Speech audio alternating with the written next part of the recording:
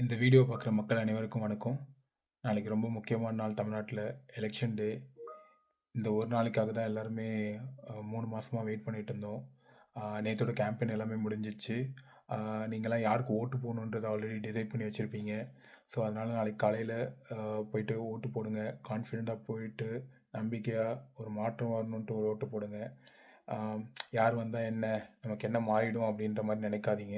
நீங்க போடுற ஓட்டு ரொம்ப முக்கியம். அது உங்களுக்கான ஓட்டு இல்ல. அடுத்த ஜெனரேஷனுக்கு ஒரு ஹோப் குடுக்கக்கூடிய ஒரு ஓட்டு.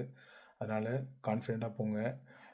முக்கியமா நாளைக்கு ஓட்டு போடுற எல்லாரும் ஆ தமிழ்நாட்டிலயும், சென்னையிலயும் ஃபுல்லா வெயிலா இருக்கு. ஸோ, அதனால வந்து யங்ஸ்டர்ஸ் முடிஞ்ச அளவுக்கு ஆ அ வயசானவங்களுக்கு லைன்ல ப்ரியாரிட்டி குடுங்க.